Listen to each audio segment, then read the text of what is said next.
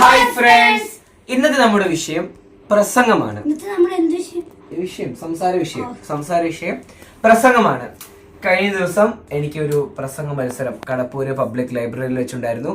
വിഷയം ഗ്രാമീണ ഗ്രന്ഥശാലയും കേരള നവോത്ഥാനവും. ആ പ്രസംഗത്തെ ഞാൻ അപ്രോച്ച് ചെയ്തത് ആദ്യം തന്നെ ആ വിഷയം കിട്ടിയപ്പോൾ നമ്മുടെ കയ്യിലുള്ള സംഭവങ്ങളും ഓരോ ഫ്രേസും പറയേണ്ട കാര്യങ്ങളൊക്കെ ആലോചിച്ചെടുത്ത് ആ ഒരു വിഷയത്തെക്കുറിച്ച് നന്നായിട്ട് സംസാരിച്ചു.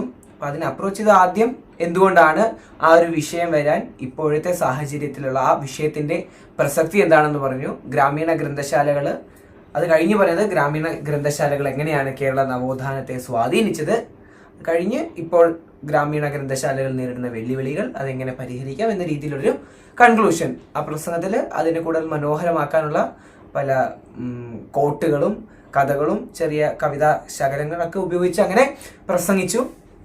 പിന്നെ അത് കഴിഞ്ഞ് നിഷാൻ ഒരു ഭരണഘടന അല്ല നിഷാൻ എനിക്ക് സെക്കൻഡ് പ്രൈസ്, ഞാൻ പിന്നെ അത് പറയേണ്ടത് കരുതി. എനിക്കതിന് 2ാം സ്ഥാനം, സെക്കൻഡ് പ്രൈസ് ആ പ്രസംഗത്തിന് കിട്ടിയിരുന്നു. പിന്നെ നിഷാന് റിപ്പബ്ലിക് ഡേയോടനുബന്ധിച്ചൊരു ഭരണഘടന കരുതലും കാവലും അല്ലെ, കരുതലും കാവലും ഒരു പ്രസംഗ മത്സരം ഉണ്ടായിരുന്നു. പങ്കെടുക്കാൻ പറ്റില്ല, അതെ ചുമയായത് കൊണ്ടാണ് നിഷാൻ പ്രസംഗത്തിൽ പങ്കെടുക്കാഞ്ഞത്. അപ്പം നമ്മൾ ഈ ക്വിസ് മത്സരങ്ങൾ പോലെ തന്നെ പ്രസംഗം എന്നതും ഞങ്ങളൊക്കെ പങ്കെടുക്കുന്ന ഒരു പ്രധാനപ്പെട്ട മത്സര ഇനമായതുകൊണ്ട് എങ്ങനെയാണ് ഒരു നല്ല പ്രസംഗം തയ്യാറാക്കാൻ നമുക്ക് സാധിക്കുന്നത്, കണ്ടന്റ് എന്നതിലുപരി ഒരു ഘടന, പ്രസംഗത്തിന് എങ്ങനെയാണ് ഒരു ഘടന തയ്യാറാക്കുന്നത്, അതിലേക്ക് എങ്ങനെയാണ് ഓരോ വിഷയത്തിനും വേണ്ട കാര്യങ്ങൾ ഉൾപ്പെടുത്താൻ സാധിക്കുന്നത് എന്ന രീതിയിലുള്ള ഒരു ഡിസ്കഷനാണ് ഇന്നത്തെ ഞങ്ങളുടെ സംസാരം എന്നതിൽ നമ്മുടെ ടോപ്പിക്. അപ്പം അതിനെക്കുറിച്ച് ആധികാരികമായി സംസാരിക്കാൻ നിഷാനും നമ്മുടെ പ്രിയപ്പെട്ട പപ്പായും ഒക്കെ കൂടുന്നതായിരിക്കും. അപ്പം ചർച്ചകളിലേക്ക് കടക്കാം. അപ്പോ നമ്മുടെ ചർച്ചയിലേക്ക് കടക്കുകയാണ്. ഒന്നാമത്തെ അതിഥി പപ്പ. ഓക്കെ, എങ്ങനെ പ്രിപ്പയർ ചെയ്യാന്നുള്ളതാണല്ലോ വിഷയം. ആദ്യം നിഷാനോടൊരു ചോദ്യം. ഇപ്പൊ ചാറ്റ് ജിപിടിയോടോ ജെമിനിയോടോ ഒക്കെ ചോദിച്ചാൽ ഒരു പ്രസംഗം കിട്ടുമല്ലോ. ഏത് വിഷയമാണെങ്കിലും എങ്ങനെയാണെങ്കിലും ചോദിച്ചാൽ അപ്പൊ പ്രസംഗം കിട്ടും. ചാറ്റ് ജിപിടിയും ജെമിനിയൊക്കെ ഒരു പ്രസംഗം തയ്യാറാക്കുന്നതിന് വേണ്ടി ഉപയോഗിക്കുന്നത് ശരിയാണോ അല്ലയോ? നിന്റെ അഭിപ്രായം എന്താ? ഉപയോഗിക്കാം, പക്ഷെ അത് പ്രസംഗം മൊത്തത്തിലല്ല, നമുക്ക് പോയിന്റുകളൊക്കെ അറിയാനുണ്ടെങ്കിൽ അതിന് ഉപയോഗിക്കാം. അല്ലാത്ത രീതിയിൽ പ്രസംഗം ഉണ്ടാക്കാൻ വേണ്ടി ഉപയോഗിക്കുകയാണെങ്കിൽ പ്രസംഗം നമുക്കൊരു ക്രിയേറ്റിവിറ്റി നഷ്ടപ്പെടും. അങ്ങനെ ഒരുപാട് പ്രശ്നങ്ങളുണ്ട്. പ്രസംഗത്തില് എന്തെങ്കിലും ഡൗട്ടൊക്കെ ഉണ്ടെങ്കിലോ ഏതൊക്കെ പോയിന്റ് ആഡ് ചെയ്യണം എന്നൊക്കെ തോന്നിക്കഴിഞ്ഞാൽ നമ്മൾ ചാറ്റ് ജിപിടിക്ക് ഉപയോഗിക്കണം. നമ്മൾ അങ്ങനെയാണല്ലോ ചെയ്യുന്നത്. പക്ഷേ ഒരു പ്രസംഗം മൊത്തം ഉണ്ടാക്കാനായിട്ട് ഒരിക്കലും നമ്മൾ ചാറ്റ് ജിപിടി മറ്റു കാര്യങ്ങൾ ഉപയോഗിക്കരുത്. ഓക്കെ, നിഷാന്റെ അഭിപ്രായം തന്നെയാണ് എനിക്കും പറയാനുള്ളത്. നമ്മൾ ഏറ്റവും ക്രൂഷ്യലായ കാര്യം, നമുക്ക് ചാറ്റ് ജിപിടി പോലെ ജെമിനി പോലെ അത്തരം ഇന്റർനെറ്റും മറ്റ് സൗകര്യങ്ങളും ഒക്കെ നമുക്കുള്ളപ്പോൾ അത്തരം എന്ത് സൗകര്യങ്ങളും ഫെസിലിറ്റീസും ഉണ്ടെങ്കിലും ശരി, ആ കാര്യങ്ങളൊക്കെ നമ്മൾ ഉപയോഗിക്കേണ്ടതാ. ഉപയോഗിക്കുന്നതിന് ഒരു മടിയും വിചാരിക്കരുത്. ഓക്കെ, അപ്പൊ അതെല്ലാം നമ്മൾ ഉപയോഗിക്കണം. എന്നാൽ പൂർണ്ണമായിട്ട് ചാറ്റ് ജിപിടിയുടെയോ ജെമിനിയുടെയോ പ്രസംഗമായി പോവുകയും ചെയ്യരുത്. നാളെ ഏതെങ്കിലും ഒരു സമയത്ത് ഞാനൊരു കമ്പനി തുടങ്ങി എന്ന് കരുതുക. എനിക്ക് ആ ഒരു സ്ഥാപനത്തിലേക്ക് നിന്നെ റിക്രൂട്ട് ചെയ്യണം. നീ എല്ലാം ചാറ്റ് ജിപിടി നോക്കി ചെയ്യുന്ന ഒരാളാണെങ്കിൽ എനിക്ക് ചാറ്റ് ജിപിടി ഉപയോഗിക്കുന്നതാണോ നിഷാൻ ഉപയോഗിക്കുന്നതാണോ ലാഭം? ഒരു ചെലവില്ല, ചാറ്റ് ജിപിടി മതിയല്ലോ. അപ്പൊ ചാറ്റ് ജിപിടി ഉപയോഗിച്ചോ അല്ലെങ്കിൽ ജെമിനി ഉപയോഗിച്ചോ നിങ്ങളെ റീപ്ലേസ് ചെയ്യാനുള്ള ഇടം ഉണ്ടാക്കരുത്. നമ്മൾ അവയെ ഉപയോഗിക്കുകയും ചെയ്യാവുള്ളൂ. പ്രസംഗം എങ്ങനെ വേണം എന്നുള്ളത് നമ്മൾ തീരുമാനിക്കുക.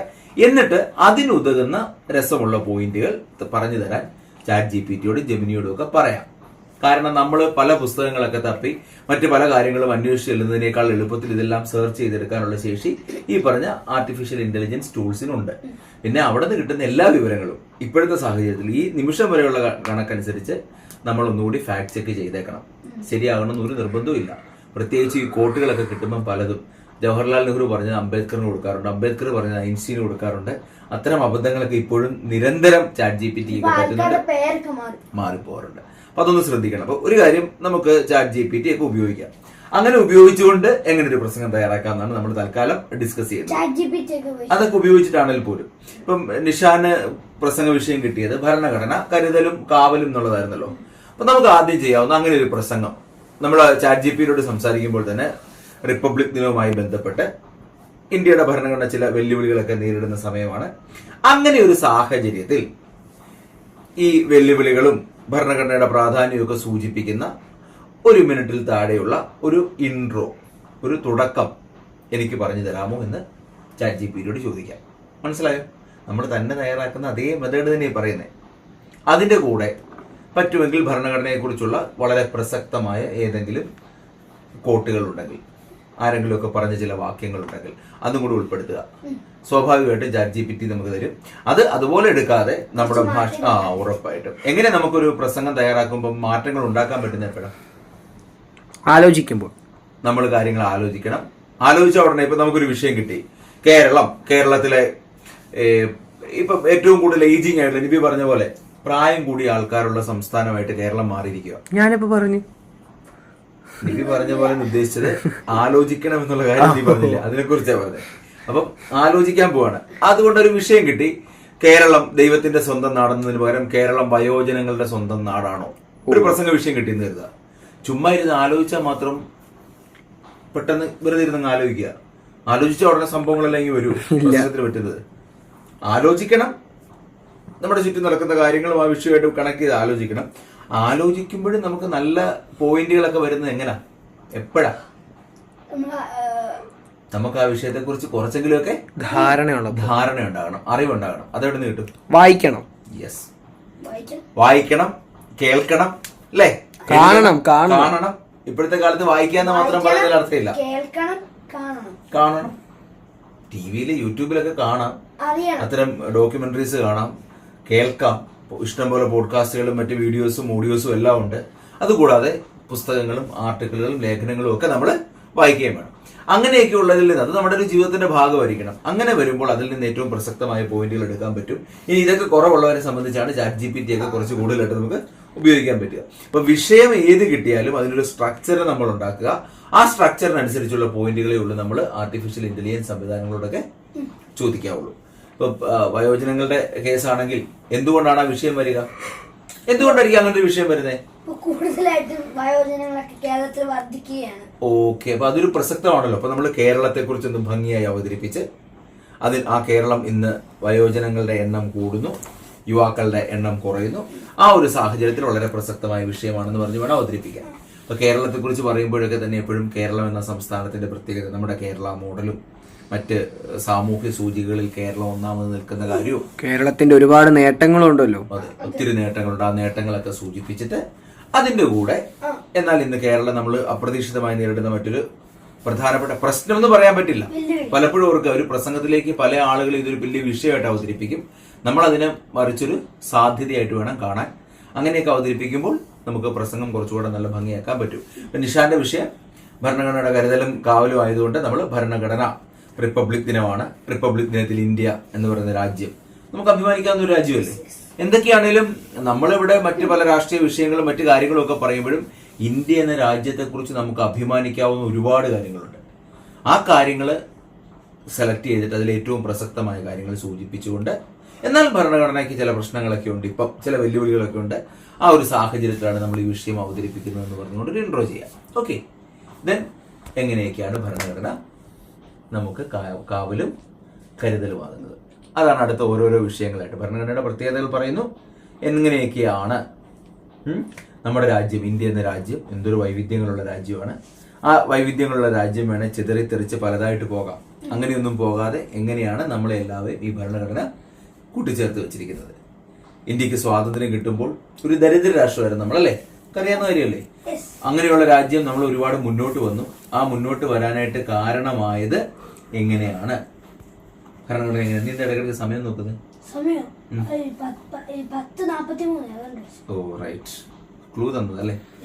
അപ്പൊ നമ്മള് അത്തരത്തിൽ ഭരണഘടന നേരിടുന്ന ഭരണഘടനയുടെ ആ മെച്ചങ്ങൾ എന്തൊക്കെയാണ് അവിടെ നമുക്ക് വേണമെങ്കിൽ ഒരുപാട് വായിച്ചൊന്നും നമ്മുടെ കയ്യിൽ ധാരണയില്ലെങ്കിൽ ChatGPTയോട് ചോദിക്കുക. പ്രസംഗ വിഷയം അപ്പാടെയല്ല ചോദിക്കുക, എന്തൊക്കെയാണ് ഭരണഘടനയുടെ നേട്ടങ്ങൾ, ഇന്ത്യ എന്ന രാജ്യത്തെ മുന്നോട്ട് നയിക്കാൻ നമ്മുടെ ഭരണഘടന എങ്ങനെയൊക്കെയാണ് ഇടപെടുന്നത്, ഏതൊക്കെ അർത്ഥത്തിലാണ് ഇന്ത്യക്ക് ഭരണഘടന കരുതലാകുന്നത്, കാവലാകുന്നത്, ഒരുപാട് നല്ല രസമുള്ള പോയിന്റുകൾ കിട്ടും. ആ പോയിന്റുകളെല്ലാം ഒരേ പ്രാധാന്യത്തോടെയൊന്നും അല്ല പറയേണ്ടത്. ഒരു പ്രസംഗം അവതരിപ്പിക്കുമ്പോൾ നമ്മൾ ശ്രദ്ധിക്കേണ്ട മറ്റൊരു പ്രധാനപ്പെട്ട കാര്യം, നമുക്ക് ഭരണഘടനയുടെ നേട്ടങ്ങളെ കുറിച്ച് പറയാൻ 10 കാര്യങ്ങൾ കിട്ടി. ആ 10 കാര്യങ്ങളും ഒരേ പ്രാധാന്യത്തോടെ അല്ല അവതരിപ്പിക്കേണ്ടത്. നമ്മളവിടെ ആ 10 വിഷയങ്ങളിൽ ഏറ്റവും പ്രധാനപ്പെട്ടത് ഏതെന്ന് ആലോചിക്കുക. അത് 2-3 കാര്യങ്ങൾ വിശദീകരിച്ച് നല്ല ഭാഷയിൽ കുറച്ച് കോട്ട്സോ ഉപകഥകളോ ഒക്കെ ചേർത്ത് ഭംഗിയായിട്ട് അവതരിപ്പിക്കുക. മറ്റു വിഷയങ്ങളൊന്ന് സ്പർശിച്ചു പോവുക. നമുക്ക് സമയം കാണുമല്ലോ, ഒരു സമയപരിമിതിക്കുള്ളിൽ പ്രസംഗം നിർത്തണമല്ലോ. പ്രസംഗം എന്നതിന്റെ ഒരു പ്രസംഗത്തെ ജഡ്ജസ് വീക്ഷിക്കുന്നത് ആ രീതിയിലാണ്. ആ ഒരു കൊടുക്കുന്ന വിഷയത്തെ, നൽകുന്ന വിഷയത്തെ ഏത് രീതിയിലാണ് അവരതിനെ നിരീക്ഷിച്ചിരിക്കുന്നത്, അല്ലെങ്കിൽ ഏത് രീതിയിലാണ് അത് അവർ അവതരിപ്പിക്കുന്നതെന്ന് നോക്കും. അതിനേക്കാൾ ഉപരി 5 മിനിറ്റ് ടൈമിൽ ഏതൊക്കെ മേഖലയിലാണ് അവർ ഊന്നൽ നൽകുന്നത്, ആ 5 മിനിറ്റ് ടൈമിൽ അവർ പറയാൻ ഉദ്ദേശിക്കുന്ന ആ കണ്ടന്റിൽ ഏറ്റവും പ്രാധാന്യത്തോടെ പറയുന്നത് ഏതൊക്കെയാണ്, എല്ലാ മേഖലയും ഒന്ന് സ്പർശിക്കുന്നുണ്ടോ, ആ കാര്യങ്ങളാണ് പ്രധാനപ്പെട്ടതും നോക്കുന്നത്. അനുഭവത്തിന്റെ വെളിച്ചത്തിലാണ് പറയുന്നത്. അപ്പം അത് ഒരു പ്രധാനപ്പെട്ട കാര്യമാണ്. അപ്പൊ നമ്മൾ ഉദ്ദേശിക്കുന്നത്, നമ്മൾ കൂടുതൽ ഇപ്പൊ സംസാരിക്കുന്നത് ഈ മത്സര പ്രസംഗങ്ങൾക്ക് പോകുന്ന കുട്ടികളുടെ കാര്യമാണ്. അതുകൊണ്ടാണ് ഇന്ത്യ പറഞ്ഞ പോയിന്റ്. അപ്പൊ 5 മിനിറ്റ് സമയം പ്രധാനപ്പെട്ടതാണ്. അപ്പൊ നമ്മൾ അതിൽ നിന്ന് അങ്ങനെ സെലക്ട് ചെയ്ത് ആ മേന്മകൾ അവതരിപ്പിക്കുന്നു. ഏത് വിഷയം കിട്ടിയാലും ആ വിഷയത്തിൽ ഭരണഘടന കരുതലും കാവലും എന്നേ പറഞ്ഞിട്ടുള്ളൂ. അങ്ങനെ വരുമ്പോഴത്തേക്ക് പലരും പ്രസംഗത്തിൽ ആ വിഷയം മാത്രം അവതരിപ്പിക്കും. അതുപോരാ, കരുതലും കാവലുമാണ് ആ ഭരണഘടനയുടെ വിഷയങ്ങൾ പറയുമ്പോൾ തന്നെ അത് ഇന്ന് എന്തെങ്കിലും പ്രശ്നങ്ങൾ നേരിടുന്നുണ്ടോ, വെല്ലുവിളികൾ നേരിടുന്നുണ്ടോ, ആ കാര്യം കൂടി നമ്മൾ സൂചിപ്പിക്കണം. ഏത് വിഷയം കിട്ടിയാലും അങ്ങനെയാണ്. ഗ്രാമീണ ഗ്രന്ഥശാലകൾ കേരള നവോത്ഥാനത്തിന് നൽകിയ പങ്കായിരുന്നു നിബി തുടക്കത്തിൽ സംസാരിച്ച വിഷയം. ആ വിഷയത്തിൽ വിഷയം അത്രേ ഉള്ളൂ. അപ്പൊ അങ്ങനെ നമുക്ക് നമ്മുടെ 5 മിനിറ്റ് സമയവും ആ വിഷയത്തിൽ ഗ്രന്ഥശാലകൾ നൽകിയ പങ്ക് മാത്രം സംസാരിച്ചുകൊണ്ടിരുന്നാൽ പോരെ. അപ്പൊ പ്രസംഗം പൂർണ്ണമാകുകയല്ല. പ്രസംഗം എപ്പോഴും പൂർണ്ണമാകുന്നത് അതിന്റെ അവസാന ഭാഗത്താണെങ്കിലും ചുരുങ്ങിയ സമയത്തിനുള്ളിൽ ആണെങ്കിൽ പോലും നമ്മൾ കൃത്യമായിട്ട് ഇപ്പോൾ ഇപ്പോൾ ഗ്രന്ഥശാലകൾ നേരിടുന്ന പ്രശ്നങ്ങൾ, അതിനെ അതിജീവിക്കാൻ വേണ്ട കാര്യങ്ങൾ, അത്തരം കാര്യങ്ങൾ കൂടി സൂചിപ്പിക്കുമ്പോഴാണ്. നിഷാന് മനസ്സിലായോ? ഇന്ത്യൻ ജനാധിപത്യം 78 വയസ്സായപ്പോൾ പ്രസംഗ വിഷയം കിട്ടി, അല്ലെ 77 പ്രസംഗത്തിന് വിഷയം കിട്ടി. അപ്പൊ നമ്മൾ ഇന്ത്യൻ ജനാധിപത്യത്തിന്റെ മേന്മകൾ മാത്രം പറഞ്ഞു പോയാൽ മതിയോ? പോരാ, അത് പറയണം. അവസാന ഭാഗത്ത് ആ ജനാധിപത്യം നേരിടുന്ന വെല്ലുവിളികൾ ഉണ്ടെങ്കിൽ അത് അവതരിപ്പിക്കണം. ആ രീതിയിൽ വേണം പോകാൻ. ഇവിടെ ഒരു പ്രസംഗം എപ്പോഴും ഭംഗിയാകുന്നത് അതിന്റെ തുടക്കം നന്നാകണം, കൺക്ലൂഷൻ ഏറ്റവും സജീവമായ രീതിയിൽ നല്ല രീതിയിൽ ഒരു കൺക്ലൂഷൻ നമ്മൾ കൊണ്ടുവരണം. അവിടെ ആ കൺക്ലൂഷനൊക്കെ കൊണ്ടുവരുമ്പോൾ പോലും അതിനകത്ത് ചില കഥകളോ ചില പ്രശസ്തമായ ഉദ്ധരണികളോ ചില പഴഞ്ചൊല്ലുകളോ കവിതയുടെ ശകലങ്ങളോ ഒക്കെ ചേർക്കുമ്പോഴാണ് അത്തരം കാര്യങ്ങൾ എപ്പോഴും ഉണ്ടായിരിക്കണം. ChatGPT-യോടും ജെമിനിയോടും ഒക്കെ ചോദിക്കുക. അതിനേക്കാൾ ഉപരിയായിട്ട് നമ്മൾ ഈ വായനയ്ക്കിടയിൽ എവിടെയെങ്കിലുമൊക്കെ നമ്മൾ കേൾക്കുന്ന യൂട്യൂബ് വീഡിയോകൾക്കിടയിലോ മറ്റ് പ്രസംഗങ്ങൾക്കിടയിലോ നമ്മൾ പങ്കെടുക്കുന്ന പരിപാടികളിലോ ഒക്കെ രസമുള്ള കഥകളോ ഇത്തരം വാചകങ്ങളോ കേട്ടാൽ അത് നോട്ട് ചെയ്ത് എഴുതി വെക്കാനും ഓർക്കുക. ഏറ്റവും പ്രധാനപ്പെട്ട കാര്യം, അങ്ങനെ ശേഖരിച്ചു വെച്ചിരിക്കുന്ന കാര്യങ്ങൾ ഒരു വിഷയം കിട്ടി 5 മിനിറ്റിൽ അവതരിപ്പിക്കാൻ നേരം കൃത്യമായിട്ട് അതിനെ തിരിച്ചെടുക്കുക എന്നുള്ളതാണ്. നമ്മൾ വീട്ടിലാണെങ്കിൽ ഒരു തുണി തപ്പുമ്പോൾ അലമാരിയിൽ കൃത്യമായിട്ട് അടുക്കി വെച്ചിട്ടുണ്ടെങ്കിൽ അതിൽ നിന്ന് ആ തുണി എടുക്കാൻ എളുപ്പമല്ലേ എന്ന് പറഞ്ഞ പോലെ കിട്ടുന്ന വിഷയങ്ങൾ നമ്മുടെ നോട്ട്ബുക്കിൽ അത് വിഷയങ്ങളുടെ അടിസ്ഥാനത്തിൽ പ്രത്യേകമായി ഭംഗിയായി അറേഞ്ച് ചെയ്ത് വെച്ചിട്ടുണ്ടെങ്കിൽ ഒരു ആവശ്യം വരുമ്പോൾ അതെടുത്ത് നന്നായിട്ട് ഉപയോഗിക്കാൻ പറ്റും. ഓക്കെ. പിന്നെ ഒരു പ്രസംഗം പറയുമ്പോൾ ലാസ്റ്റ് ഒരു പോയിന്റും കൂടെ ഞാൻ അടുത്ത് വായിക്കുകയും കേൾക്കുകയും കൂടി ചെയ്തതാണ്. പ്രസംഗം പറയുമ്പോൾ നമ്മുടെ ചുണ്ട് മാത്രമല്ല സംസാരിക്കേണ്ടത്. ഒരു പ്രസംഗം പറയുമ്പോൾ നമ്മുടെ ചുണ്ട് അല്ലെങ്കിൽ നമ്മുടെ വാക്കുകൾ മാത്രം സംസാരിച്ചാൽ പോരാ. ശരീരം സംസാരിക്കണം, കണ്ണും സംസാരിക്കണം, മനസ്സും സംസാരിക്കണം. എങ്കിൽ മാത്രമേ ആ ഒരു പ്രസംഗത്തിലൂടെ എന്താണോ നമ്മൾ പറയാൻ ഉദ്ദേശിക്കുന്നത് അത് ഓഡിയൻസിലേക്ക് എത്തത്തുള്ളൂ. അതുകൊണ്ടാണ് അതിപ്പോൾ ഒരു പോയിന്റായിട്ട് പറയുന്നേ ഉള്ളൂ. അപ്പം ഒരു നല്ല പ്രസംഗകനാകണമെങ്കിൽ, ഒരു പ്രസംഗം തയ്യാറാക്കണമെങ്കിൽ നമുക്ക് ചെയ്യാൻ പറ്റുന്ന ചെറിയ പൊടിക്കൈകൾ മാത്രമാണ് ഇപ്പോൾ പറഞ്ഞത്. നമ്മുടെ ഇന്നത്തെ ഈ ഒരു സംസാരം ഇവിടെ അവസാനിപ്പിക്കുന്നു. കൂടുതൽ വിഷയങ്ങൾ ചർച്ച ചെയ്യാനായി ഞങ്ങൾ അടുത്ത സംസാരവുമായി സംഭാഷണവുമായി വരുന്നതായിരിക്കും. അതുവരെ ബൈ. സ്നേഹപൂർവം കോട്ടയത്ത് നിന്നും നിഷാൻ. അപ്പൊ ആ സമയത്തിനുള്ളിൽ അവൻ വരുന്ന ഒരു ടൈമിൽ പറയാം. നമ്മുടെ ഈ ചാനൽ ഇഷ്ടപ്പെട്ടാൽ ലൈക്ക് ചെയ്യുക, ഷെയർ ചെയ്യുക, സബ്സ്ക്രൈബ് ചെയ്യുക. കൂടാതെ ആ ബെല്ലൈക്കൺ നിൽക്കുക. ഇപ്പോൾ ഹൈപ്പ് ചെയ്യാനുള്ള ഒരു അവസരമുണ്ട്, അതുകൊണ്ട് ഹൈപ്പും ചെയ്യുക. പുതിയൊരു വീഡിയോയിൽ കാണുന്നവരെ ബൈ. സ്നേഹപൂർവം കോട്ടയത്ത് നിന്നും നിഷാനൊപ്പം നെബേ.